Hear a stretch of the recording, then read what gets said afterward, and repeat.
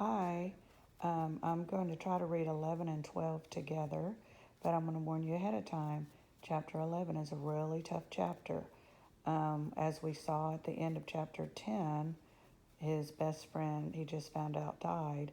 Now, chapter 11 goes through all the feelings you go through once you find out death, denial, anger, and you're going to see all this in this chapter. So if you don't want to hear that, then I would just turn this off and not listen to it. But if not, here along, I'm going to read it for you. Chapter 11. No! Something whirled around inside Jess's head. He opened his mouth, but it was dry and no words came out. He jerked his head from one face to the next for someone to help him. Finally, his father spoke, his big, rough hand stroking his wife's hair and his eyes downcast, watching the motion. They found the burnt girl this morning down in the creek. No, he said, finding his voice. Leslie wouldn't. Trout, she could swim real good. That old rope you kids been swinging on broke. His father went quietly and resentlessly on. They think she must have hit her head on something when she fell. No. He shook his head. No. So you see he's going through denial first. He doesn't believe it. His father looked up. Real sorry, boy. No, Jess was yelling now. I don't believe you. You're lying to me. He looked around again wildly for someone to agree, but they all had their heads down except Maybelle, whose eyes were wide with terror. But Leslie, what if you die? No, he said straight at Maybelle. It's a lie. Leslie ain't dead. He turned around and ran out the door, letting the screen bang sharply against the house. He ran down the gravel to the main road and then started running west away from Washington and Millsboro and the old Perkins place. An approaching car beeped and swerved and beeped again, but he hardly noticed. Leslie, dead, girl, friend, rope, broke, fell, you. The words exploded in his head like corn against the sides of the popper. God, dead, you. Leslie, dead, you. He ran until he was stumbling, but he kept on, afraid to stop, knowing somehow that running was the only thing that could keep Leslie from being dead. It was up to him. He had to keep going. Behind him came the barbidity of the pickup, but he couldn't turn around. He turned to run faster, but and this is a picture of his father holding him. You'll see on the next page. His father passed him and stopped the pickup just ahead, then jumped out and ran back. He picked up Jess in his arms as though he were a baby. For the first few seconds, Jess kicked and struggled against the strong arms. Then Jess gave himself over to the numbness that was buzzing to be let out from a corner of his brain. He leaned his weight upon the door of the pickup and let his head thud against the window. His father drove stiffly without speaking, though once he cleared his throat as if he were going to say something, but he glanced at Jess and closed his mouth. When they pulled up at the house, his father sat quietly, and Jess would feel the man's uncertainty, so he opened the door and got out, and with the numbness flooding through him, went in and lay down on his bed. He was awake, jerked suddenly into consciousness in the black stillness of the house. He sat up, stiff and shivering. Although he was fully dressed from his windbreaker down to his sneakers, he could hear the breathing of the little girls in the next bed, strangely loud and uneven in the quiet. Some dream must have awakened him, but he could not remember it. He could only remember the mood of dread it had brought with it, though through the curtainless window he could see the lopsided moon with hundreds of stars dancing in bright attendance. It came into his mind that someone had told him that Leslie was dead, but he knew now that had been part of the dreadful dream. Leslie could not die any more than he could die himself. But the words turned over uneasily in his mind like leaves stirred up by a cold wind. If he got up now and went down to the old Perkins place and knocked on the door, Leslie would come to open it, P.T. jumping at her heels like a star around the moon. It was a beautiful night. Perhaps they could just run over the hill and across the fields to the stream and swing themselves into Terabithia. They had never been there in the dark, but there was enough moon for them to find their way into the castle, and he could tell her all about his day in Washington and apologize. It had been so dumb of him not to ask Leslie to go too. He and Leslie and Miss Emmons could have had a wonderful day, different, of course, from the day he and Miss Emmons had had, but still good, still perfect. Miss Emmons and Leslie liked each other a lot. It would have been fun having Leslie along. I'm really sorry, Leslie. He took off his jacket and sneakers and crawled under the covers. I was dumb not to think of asking. It's okay, Leslie would say. I've been to Washington thousands of times. Did you ever see the buffalo hunt? Somehow it was the only thing in all of Washington that Leslie had never seen, and so he could tell her about it, describing the tiny beast hurtling to destruction. His stomach felt suddenly cold. It had something to do with the buffalo, with falling, with death, with a reason he had not remembered to ask if Leslie could go with them to Washington today. You know something weird? What? Leslie asked. I was scared to come to Terabithia this morning. The coldness threatened to spread up from his stomach. He turned over and laid on it. Perhaps it would be better not to think about Leslie right now. It would he would go to see her first thing in the morning and explain everything. He could explain it better in the daytime than he could shaking off the effects of this unremembered nightmare. He put his mind to remember the day in Washington, working on details of pictures and statues, dredging up the sound of Miss Evans' voice, recalling his own exact words and her exact answers. Occasionally into the corner of his mind's vision would come a sensation of falling, but he pushed it away with the view of another picture of sound, of another conversation. Tomorrow he must share it with Leslie. The next thing he was aware of was the sun streaming through the window. The little girl's bed was only rumpled covers, and there was movement and quiet talking through the kitchen. Lord, poor Miss Bessie. He'd forgotten all about her last night, and now it would be late. He felt for his sneakers and shoved his feet over the heels without tying the laces. His mother looked up quickly from the stove at the sound of him. His face was set for a question, but she just nodded her head at him. The coldness began to come back. I forgot, Miss Bessie. Your daddy's milking her. I forgot last night, too. She kept nodding her head. Your daddy did it for you. But it wasn't an accusation. You feel like some breakfast?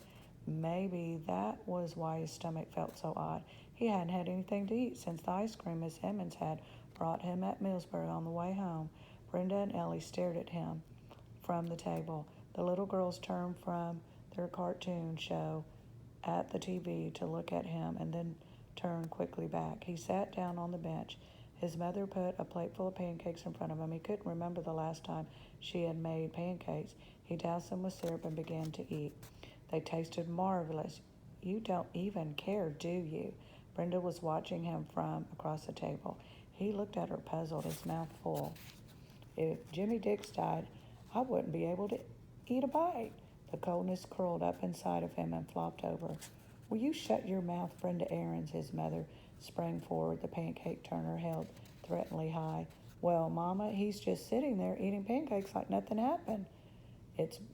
I'd be crying my eyes out. Ellie was looking first at Miss Aarons and then at Brenda. Boys ain't supposed to cry at times like this, are they, Mama? Well, it don't seem right for him to be sitting there eating like a broad, so I'm telling you, Brenda, if you don't shut your mouth.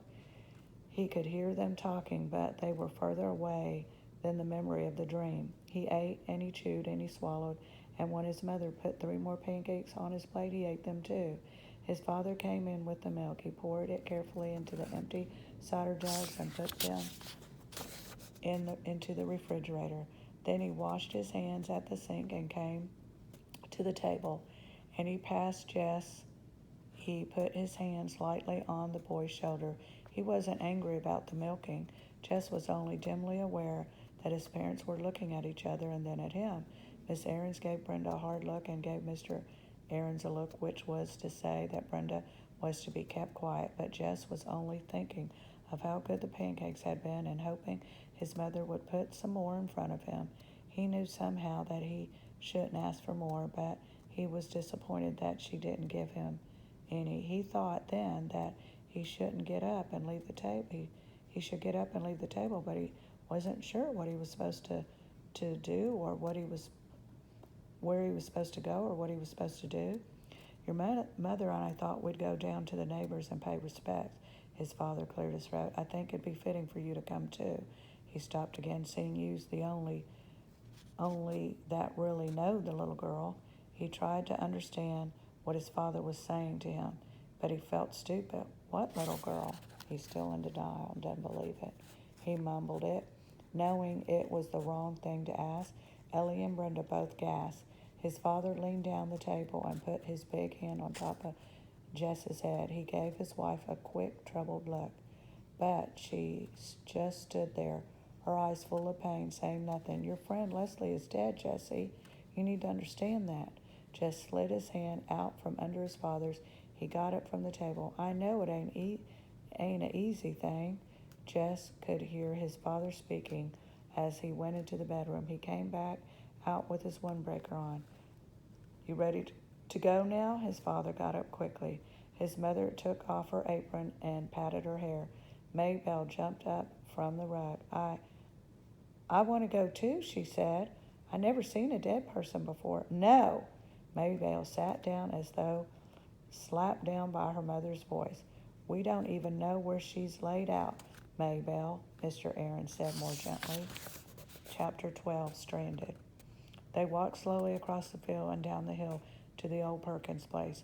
There were 4 or 5 cars parked outside. His father raised the knocker. Jess could hear P.T. barking from the back of the house and rushing to the door.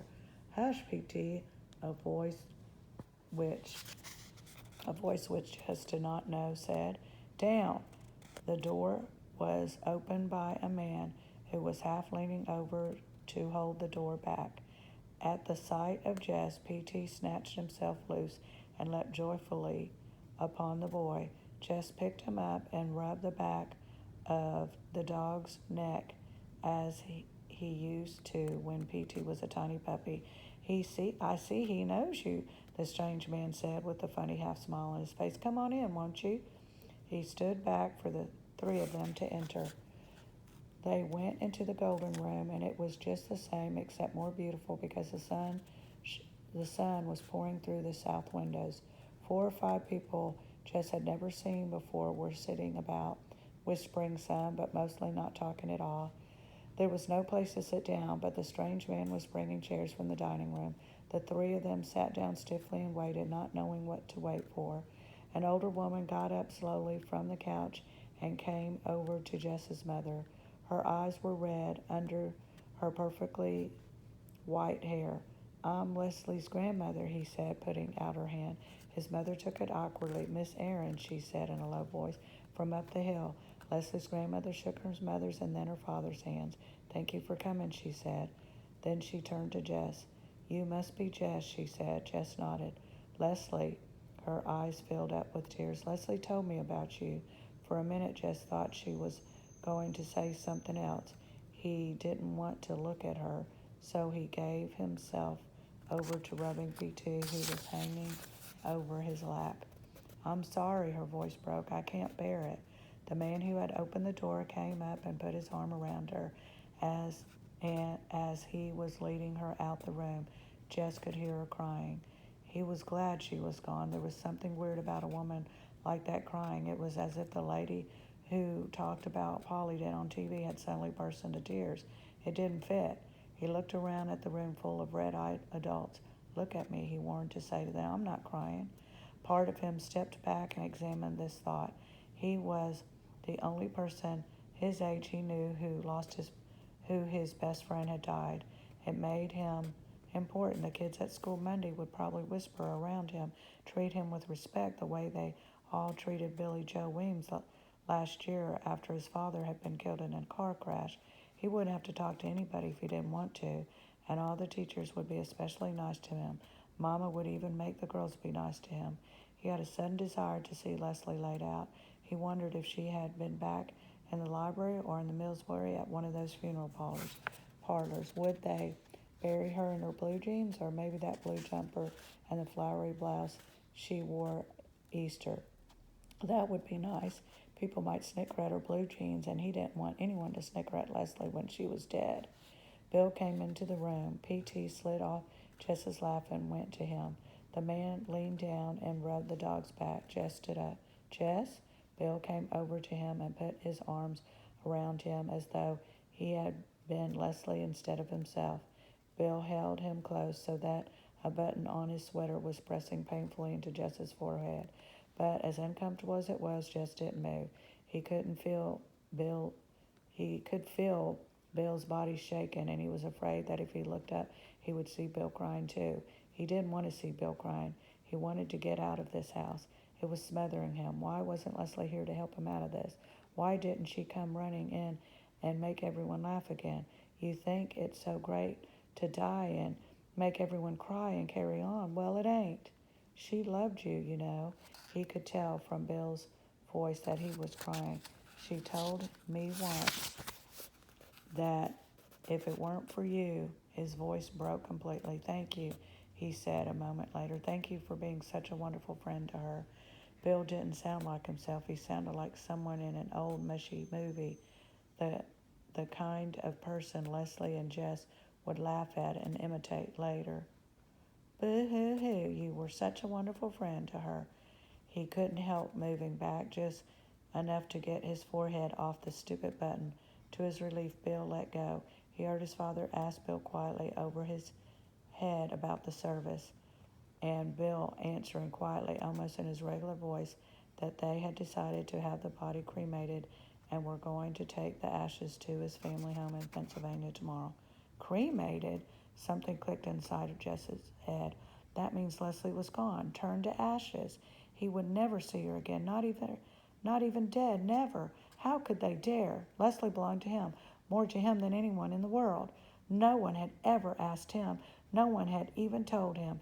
And now he was never going to see her again. And all they could do was cry, not for Leslie. They weren't crying for Leslie. They were crying for themselves, just themselves. If they care all about Leslie, they would have never brought her here to this rotten place. He had to hold tightly to his hands for fear he might sock Bill in the face. Okay, now he's going through the stage of death, dealing with death anger. Jess, was the only one who really cared for Jess, was the only one who cared for Leslie, but Leslie had failed him. She went and died just when he needed her the most. She went and left him. She went swinging on that rope just to show him that she was no coward. So there, Jess Aarons. She was probably somewhere right now laughing at him, making fun of him like he was Miss Myers. She had tricked him. So she had made him leave his old self behind and come into her new world. And then before he was really at home in it, but too late to go back, she had left him stranded there, like an astronaut wandering about on the moon, alone. He was never sure later just when he left the old Perkins place, but he remembered running up the hill toward his old house with angry tears streaming down his face. He banged through the door. Maybelle was standing there, her brown eyes wide.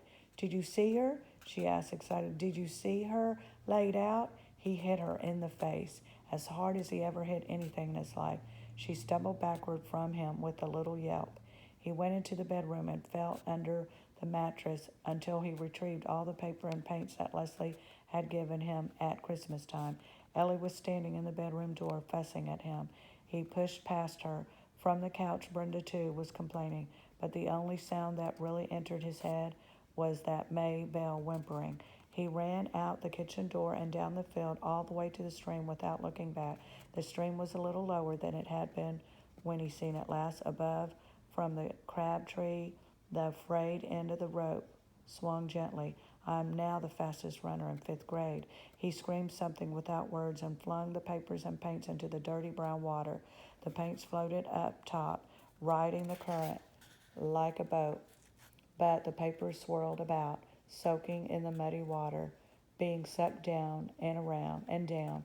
He watched them all disappear. Gradually his breath quieted, and his heart slowed from its wild pace. The ground was still muddy from the rains, but he sat down anyway. There was nowhere to go, nowhere, ever again. He put his head down on his knee. That was the darn fool thing to do. His father sat down on the dirt beside him. I don't care, he was crying now, crying so hard he could barely breathe. His father pulled Jess over to his lap as though he were Joyce Ann. There, he said, patting his head. Shh, shh. I hate her, Jess said through his sobs. I hate her. I wish I'd never seen her in my whole life. His father stroked his hair without speaking.